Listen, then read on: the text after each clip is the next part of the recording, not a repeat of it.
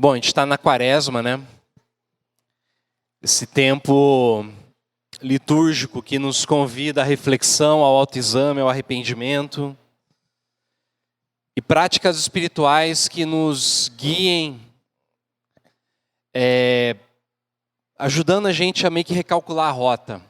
A ideia é essa da quaresma. A gente se engaja em algumas práticas espirituais para que elas possam guiar a gente, como se fosse um navio, sabe, que está andando e de repente alguns graus, né, que ele muda, já podem mudar completamente o destino dele. E a gente tem visto isso, que muitas vezes a gente não erra nas coisas grandes, a gente acaba errando nas coisas pequenas.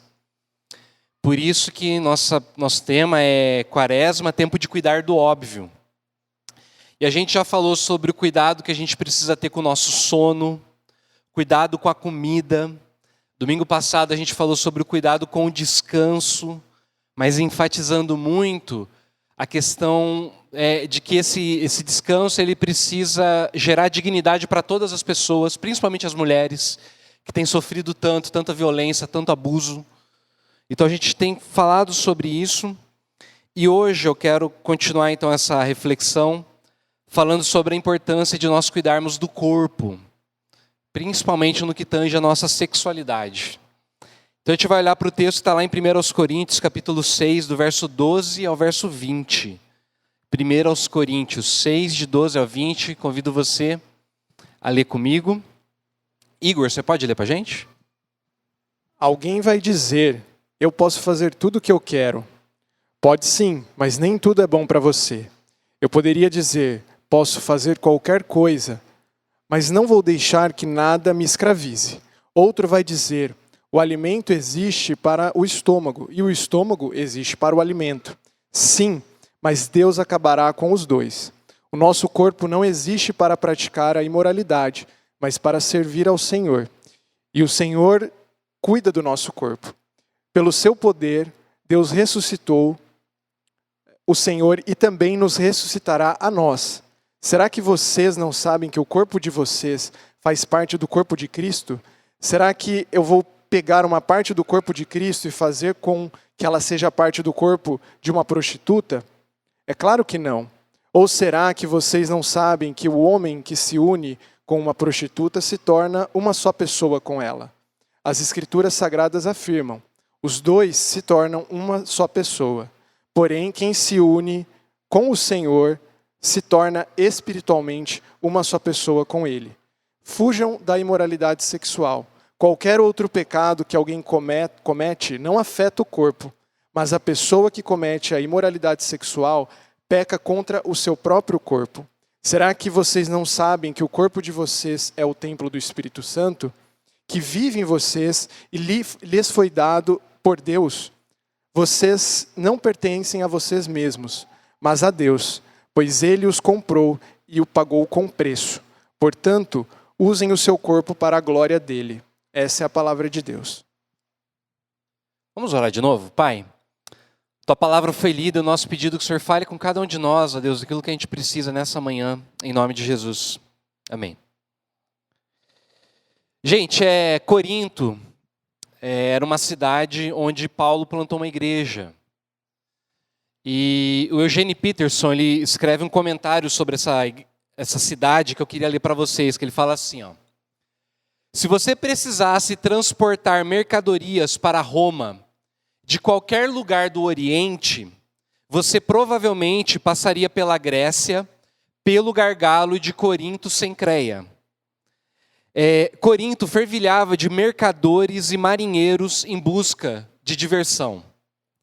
O templo de Afrodite, ou Vênus, era assistido por 1000 sacerdotisas prostitutas. Isso provavelmente não na época de Paulo, tá? Lá atrás. Mesmo para os gregos que não dispensavam uma farra, os coríntios tinham uma má reputação. Os gregos criaram a expressão corintianizar, o que significava ser incrivelmente promíscuo. Ou seja, Corinto faria qualquer jogador de futebol, qualquer produtor de hip hop, qualquer bilionário depravado se sentir em casa. Por quê? Porque eles viviam a partir desses dois axiomas que Paulo fala aqui na carta. Um axioma era uma espécie de slogan ou ditado que guiava a vida cultural dessa cidade. E o que eles diziam? Primeiro, eu posso fazer tudo o que eu quero. Eu posso fazer tudo o que eu quero. Pode ser que esse slogan, né, que eles usavam aqui, inclusive na igreja, porque Paulo está rebatendo isso, eles tenham pegado da cultura e trazido para a igreja para rebater as ideias judaizantes. Porque tinha uma galera que achava que para você ser cristão, você tinha que praticar as coisas do judaísmo. Então você tinha que se abster de alguns alimentos, você tinha que guardar alguns dias sagrados, você precisava até se circuncidar. Então por isso que provavelmente eles acabaram usando esse ditado, mas acabou se deturpando para ser um pretexto para eles continuarem com a vida que eles tinham antes. Principalmente no que se refere à sexualidade deles. E aí quando a gente olha para a carta toda, né, que Paulo escreve aos Coríntios, a gente percebe que eles estavam muito conectados com a cultura da cidade. Inclusive porque os homens provavelmente estavam se unindo às prostitutas, por isso que Paulo vai falar, né, o que a gente leu aqui, né, será que eu vou fazer isso? E tinha inclusive um cara que tinha tido uma relação com a madrasta dele. E os caras estavam levando de boa. Então, a ideia aqui é que o corpo... Perdão. Então, esse é o primeiro slogan aqui que eles usam. O segundo slogan é: o alimento existe para o estômago e o estômago existe para o alimento. A ideia aqui é que o corpo deve fazer aquilo que ele foi feito para fazer. Então, se você tem um aparelho digestivo, você pode comer. Se você tem músculos, se exercitar. Se você tem um aparelho sexual, faça sexo. Tudo é uma questão só biológica, natural. E como a ênfase do texto é a sexualidade, Paulo está fazendo uma analogia bem clara aqui, né? Que ele está mostrando como se o sexo fosse um apetite. Então, se você sente fome, nada mais natural do que você se alimentar.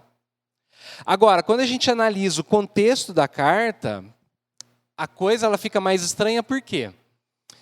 Porque os coríntios, eles tinham uma espiritualidade extremamente carismática. O que significa? Eles exerciam uma espiritualidade onde eles exerciam muitos dons do Espírito. Dons sobrenaturais. Então, quando a gente olha toda a carta, a gente vê que os caras falavam em outras línguas, eles curavam pessoas, eles tinham revelações. E aí fica meio estranho, porque como é que esses caras, eles tinham todos esses dons espirituais e viviam uma sexualidade tão, sei lá, desenfreada, né? Provavelmente o que estava acontecendo aqui era o seguinte: eles estavam debaixo de uma influência filosófica que separava a matéria do corpo. Então a ideia era que não importava o que você fazia com o teu corpo, contanto que você desse vazão às coisas do espírito. Isso é o que a gente chama de dualismo. Dualismo grego. Ou seja, o problema dessa igreja é que no domingo eles eram muito espirituais, mas de segunda a sábado a coisa corria desenfreada. Apesar da conversão, eles ainda viviam debaixo da cultura da cidade. Nesse sentido, essa igreja aqui ela não é muito diferente do que a gente vê hoje em dia. Por quê? Porque, de certa forma, as nossas igrejas elas ainda sofrem muita influência cultural que gera alguns tipos de dualismo, na verdade. Né? Mais de um tipo de dualismo. Então, o primeiro dualismo que eu vejo, né, que influencia muita gente, é aquele dualismo que está mais dentro de uma visão mais progressista, que é muito influenciada pela cultura secular. Os slogans que os coríntios usavam, eles mudaram um pouco, mas de certa forma eles continuam influenciando a gente.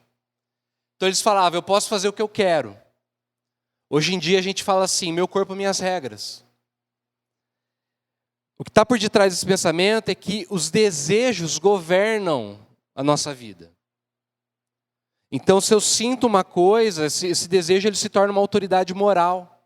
É o desejo que dita o que é certo e o que é errado. Então, se você sente que faz bem, vai lá e faz. Quanto ao outro slogan, né, que é o alimento existe para o o estômago para o alimento, eu percebo que na atualidade a gente lida com um lance que vem a partir da ciência, que parece que algumas correntes elas invalidam a subjetividade humana. Então tudo virou uma questão de neurociência, sabe? São os neurotransmissores, os hormônios que controlam a gente. Então não existe esse negócio de amor, de paixão, de ódio. O que existe é dopamina, ocitocina, serotonina, né? São essas coisas que estão dentro do nosso cérebro que vão guiando a gente.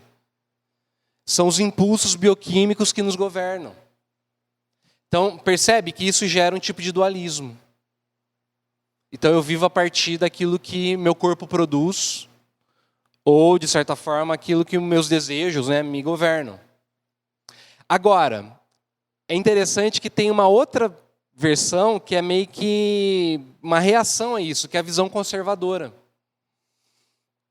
Ela é reacionária, né, a esses dois movimentos. Então, se tudo é uma questão neurofisiológica, então a gente vai valorizar a subjetividade. Isso é próprio do romantismo. O Ernest Becker, que foi ele é um antropólogo, né, que escreve bastante coisa de psicanálise. É muito legal o livro dele sobre a negação da morte, porque ele percebe o seguinte. O que o romantismo faz? Ele fala assim, que a modernidade, quando ela tira Deus da jogada, Deus não existe, a gente precisa achar um substituto para Deus. O primeiro substituto que a gente encontrou foi o amor romântico. A gente joga na outra pessoa a obrigação dela fazer a nossa vida ter sentido. Então a subjetividade fica muito forte. A paixão, o amor, o ódio. Então a gente começa a ser governado, né, por isso, e percebe? O conservadorismo ele vai se apoiar no romantismo. As igrejas conservadoras, elas têm essa coisa assim de que você precisa casar, você precisa ter filhos, você precisa ter uma família, senão tua vida não faz sentido. E por outro lado, se os desejos governam, né, os nossos impulsos, então a gente tem que colocar um freio nesses desejos. Aí entra o quê? O puritanismo. O movimento puritano é aquele movimento que nasce na Inglaterra, né, que vai tentar de tudo quanto é jeito subjugar o desejo, principalmente o desejo sexual. Mas qual que é o problema?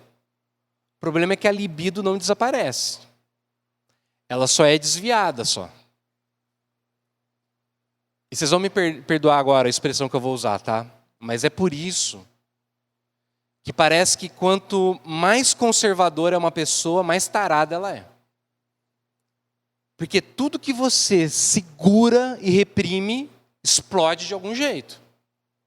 Os maiores escândalos que a gente vê hoje em dia são naqueles lugares onde o conservadorismo é muito grande. Então qual que é o resultado disso? Vocês percebem como que a gente vive um neodualismo? Porque a visão progressista, né, que é muito parecida com o dualismo do Coríntio, o corpo se reduz a uma fonte de prazer, onde eu vivo os meus desejos. Ou um conjunto, né, bioquímico, como eu falei, que é governado pelos neurotransmissores. Então, na prática, isso significa que essa pessoa está muito disposta a ficar nua, na frente de outra pessoa, mas ela não se despe completamente. Porque eu estou disposto a ter meu corpo nu na frente de outra pessoa, mas eu não estou disposto a me despir no termo das minhas emoções, da minha relação familiar, da minha vida econômica. Então é tudo só uma questão de pele. Mas o resto, as pessoas elas não se tornam vulneráveis. Continua encoberto. Por outro lado, na visão conservadora, como eu falei, a pessoa se torna muito espiritual de domingo, mas de segunda a sábado, o bicho pega. E é interessante, porque o corpo, na verdade, é hipervalorizado. Afinal de contas, aquilo que eu mais guardo é aquilo que é mais importante para mim, aquilo que eu mais valorizo. É um tesouro, né? Um tesouro, o que é um tesouro? O tesouro é uma coisa escondida. Então, na prática, isso significa que o corpo ele é coberto, ele é, né, fechado ali com muito pudor. Mas como eu falei, quanto mais a gente reprime uma coisa, mais aquilo explode. E de fato, o que eu estou falando é o seguinte, nessa visão conservadora, que vem muito desse puritanismo, a gente vai cobrindo o corpo, mas na escuridão, nas sombras, né? Gente, as crônicas de Aia, né, Felipe, que a gente está vendo. Todo aquele pudor, toda aquela coisa, né, tipo, que não pode nem mostrar o pescoço, mas por fora, né, às escondidas, é um horror. Então, será que tem uma visão melhor do corpo? Da sexualidade? Eu creio que sim, eu creio que Paulo está desenhando um caminho superior, mais sublime. Porque à medida que Paulo vai recalibrando a percepção dos coríntios, dentro desses axiomas, né, que governavam a vida deles, dentro desses ditados, esses slogans, percebe que ele muda o foco do estômago para o corpo, quando ele fala, o alimento existe para o estômago existe para o alimento. Sim, mas Deus acabará com os dois. O nosso corpo não existe para praticar a imoralidade. Qual que é o objetivo de Paulo aqui? É mostrar que o ser humano habita um corpo que é mais do que simplesmente órgãos e partes que tem uma função biológica. Paulo, então, nos mostra uma visão de corpo que é mais rica, mais sublime do que a cultura da época possuía. Por quê? Olha só o que Paulo vai mostrar para a gente. Primeiro, o nosso corpo possui um novo propósito. Olha o que ele diz no verso 13. O nosso corpo não existe para praticar a imoralidade, mas para servir o Senhor, e o Senhor cuida do nosso corpo. Na cultura coríntia e na nossa, o corpo é tratado como um terminal de experiências. Você existe para sentir o máximo de prazer, de adrenalina, de conforto, de estética. E aí o corpo vira um fim em si mesmo. E percebe, ele usa essa palavra, né, imoralidade, que no grego é porneia, de onde vem a nossa palavra pornografia. E é interessante porque na pornografia, o Bill Churran vai falar assim pra gente. O que é mais obsceno na pornografia é que ela não mostra sexo de verdade. Porque é só uma parte do corpo que está num zoom gigantesco. E é isso que ela faz, ela reduz o corpo da pessoa a uma parte só. E eu fiquei pensando, sabe por que a nossa geração ela é tão viciada em pornografia? É porque a gente não usa o corpo como a gente deveria. O que eu quero dizer com isso? Quando a gente lê o livro de Jó, e Deus vai questionando Jó no final do livro, Deus começa a pegar a natureza e mostrar para Jó assim, por que ele criou cada coisa? Então Deus mostra para Jó e fala assim, cara, e assim, Deus vai mostrando como que as coisas criadas, elas louvam a Deus. Então ele vai falar desde as estrelas até os animais, ele vai falando como que o leão louva a Deus com a força dele, como, sei lá, que o cabrito montês, né, louva a Deus com a liberdade dele, como que o jumento selvagem louva a Deus com a independência dele, como que o leviatã louva a Deus com o poder dele que é indestrutível. Mas eu fiquei pensando, como que o ser humano louva a Deus? E aí eu lembrei daquela música do Belchior que ficou eternizada na voz da Elis Regina, né? Para abraçar seu irmão e beijar sua menina na rua, é que se fez o seu lábio, o seu braço e a sua voz. O que o Belchior está querendo dizer para a gente? O corpo humano foi feito para o encontro, não para o consumo. A gente louva a Deus através do nosso corpo, fazendo aquilo que o nosso corpo foi feito para fazer, que é o quê? Amar as pessoas. Amar de verdade.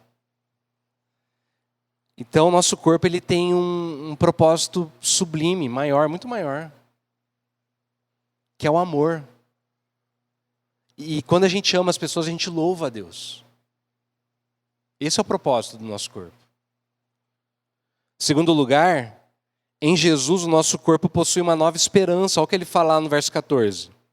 Pelo seu poder, Deus ressuscitou o Senhor e também nos ressuscitará a nós. Esse é um dos pontos mais radicais e mal compreendidos do cristianismo lá na antiguidade, eu acho que hoje em dia também. Porque a gente cresceu achando que o nosso objetivo é o quê? É ir para o céu. E na cabeça de muitos cristãos, a gente vai para o céu como se fosse uma alma penada, né? Um Gasparzinho, desencarnado. Mas a Bíblia fala para a gente que na ressurreição... O que é ressurreição, gente? Ressurreição é um corpo voltando à vida. Mas não tipo Walking Dead, né? Que você vira um zumbi. É um corpo glorificado, é um corpo que não tem mais... A morte não tem mais poder sobre ele. E Paulo vai mostrar para a gente, então, que a ressurreição de Jesus, ela não foi um milagre isolado, porque Jesus é vai falar que é o primogênito, né? Ou seja, ele é o primeiro fruto daquilo que um dia a gente vai ser. Outro dia, as crianças perguntaram assim para mim, pai, quando a gente estiver no céu, a gente vai estar pelado ou a gente vai estar com roupa? Boa pergunta, né? Fala que as crianças fazem as melhores perguntas. E aí eu lembrei do C.S. Lewis, quando ele escreve O Grande Divórcio, que tem uma cena que eles vão encontrando as pessoas, né, no céu, e tem uma mulher que ela chega e ela está sem roupa. E o Lewis fala assim, que uma pessoa no céu sem roupa, ela tinha tanta dignidade quanto alguém que estava vestido como um rei. E uma pessoa vestida como um rei no céu, ela estava tão exposta como se ela tivesse sem roupa. Meio confuso, né? Mas assim, eu gosto muito desse jeito que ele brinca com as coisas, né? Mostrando que, de alguma forma, esse corpo ressuscitado, ele vai ter tanta dignidade, que a presença dele vai parecer que você está vestido com a melhor roupa. E se você tivesse em roupa também, tipo, sabe? Aliás, se você estiver vestido também, você vai estar tão exposto diante de todo mundo que vai ser quase como se você estivesse sem roupa. Porque a gente vai ser conhecido, vai conhecer e vai ser conhecido, né, de uma maneira perfeita. Qual que é a implicação disso para a gente hoje, essa ideia da ressurreição? Se o corpo fosse descartável ou irrelevante para a eternidade, faria completo sentido a gente usar ele e jogar fora. Aí tanto faz o que você faz com o corpo. Mas o seu corpo vai ser ressuscitado e vai ser glorificado. Então, de alguma forma, ele carrega um peso eterno. Isso significa que o teu corpo tem futuro, não só a tua alma. Teu corpo tem futuro. Ou seja, essa esperança também fala da dignidade do nosso corpo, principalmente se você hoje vive em guerra com o teu corpo. Se você tem vergonha do teu corpo. Teu corpo tem uma beleza eterna. Teu corpo tem uma beleza que Deus vai usar isso lá na eternidade. Ele vai dar continuidade para isso. E a gente vive numa cultura que bombardeia tanto a gente, né, com um padrão estético que é impossível de chegar, que essa palavra ela é uma libertação para a gente. A gente tem sim que cuidar do corpo, mas porque, de alguma forma, ele vai estar lá, né, na eternidade com a gente, não para a gente se tornar escravo disso, mas para a gente poder glorificar a Deus com o nosso corpo, e isso também liberta a gente, sabe, de algumas coisas. Eu sigo um cara no Instagram, um goiano, que é muito engraçado. Que ele fala assim, olha aí, quer ser velho agora, o velho contemporâneo. Aí mostra aqueles homens de 60, 70 anos, né, com o corpo trincado assim. Eu falo assim, bem na minha vez agora, ser velho é isso. É muito bom, né, a gente chegar numa certa idade com saúde e tal, mas você não precisa ser escravo, sabe disso. E você pode glorificar a Deus com o teu corpo. Agora, em terceiro lugar, em Jesus o corpo possui uma nova relação com o sagrado. Olha o que ele fala no verso 15. Será que vocês não sabem que o corpo de vocês faz parte do corpo de Cristo? Será que vocês não sabem, depois no verso 19, que o corpo de vocês é templo do Espírito Santo, que vive em vocês e lhes foi dado por Deus? Percebe que Paulo faz duas perguntas provocativas, para os coríntios. E a primeira fala de algo que não é tão óbvio assim. O corpo de vocês faz parte do corpo de Cristo. O que Paulo está falando aqui? Ele está falando de um conceito teológico que é até meio difícil de entender, que é o que em teologia a gente chama de a união mística com Cristo. O que é isso? Depois ele vai desenvolver, né? Ele vai falar que a gente se torna um com Jesus. Então, na prática, isso significa que quando você está unido com Cristo, Cristo se move a partir do teu corpo. Então você vira Jesus nesse mundo. Isso quer dizer que as suas mãos são as mãos de Jesus. Seu sorriso, seu olhar, sua voz é a voz de Jesus. Seus pés, seu braço é o braço de Jesus. Como que ele se move, como que ele se manifesta no nosso meio? É através da gente. E a segunda pergunta, que fala do templo do Espírito Santo, né, tem um outro peso enorme, porque o templo era o lugar onde Deus habitava. E olha só, o templo era cuidado, o templo ele era honrado, né? Ele tinha essa coisa de ser esse espaço sagrado. E Paulo está mostrando para a gente que esse lugar sagrado é você. É a gente. Então Deus não está mais num prédio, né? Por isso que a gente tem essa liberdade de não depender mais dos prédios. Onde a gente se junta, ali é a igreja, ali é, sabe, a comunidade, ali é onde Deus está. Isso confronta diretamente essa lógica do meu corpo, minhas regras. Não porque o teu corpo não é importante, mas porque ele é tão importante que ele não é só seu. Então você tem sim que cuidar do teu corpo, né? Você tem sim que cuidar bem dele. Mas por quê? Porque através de você, Deus se faz presente no mundo. Deus caminha com seus pés. Deus abraça com seus braços. Deus fala com a tua voz. Deus olha com seus olhos. Para concluir, Paulo vai mostrar para a gente que o nosso corpo ele é muito valioso porque ele foi comprado por um alto preço. Verso 19 e 20. Vocês não pertencem a vocês mesmos, mas a Deus, pois Ele os comprou e pagou o preço. Portanto, usem o seu corpo para a glória dele. A palavra aqui, ela tem o peso que tinha quando um escravo era resgatado da escravidão. Então Paulo está mostrando para a gente o seguinte: na cruz, Jesus entregou o corpo dele para poder resgatar o nosso corpo. Jesus expôs o corpo dele morrendo nu. Eu tenho dito isso, né? Essa imagem aqui desse Cristo coberto não é a imagem que foi lá um dia mesmo. As pessoas que eram crucificadas, elas eram crucificadas nuas. Para quê? Para elas serem humilhadas, para elas passarem vergonha. Quando Jesus morre na cruz, ele carrega a vergonha que era nossa. Para a gente não sentir mais vergonha.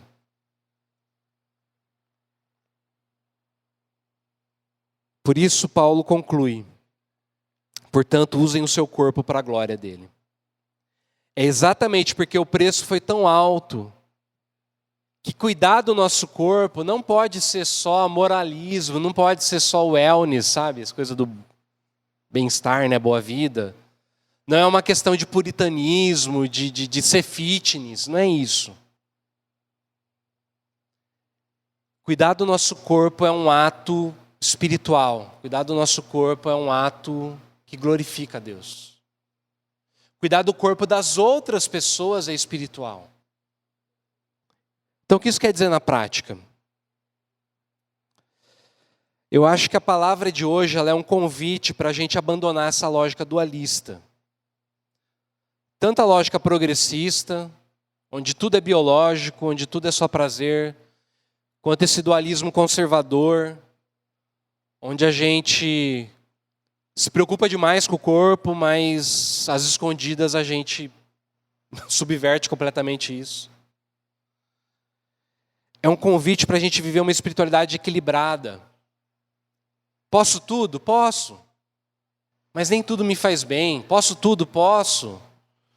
Mas sabe, não vou deixar me dominar por nada.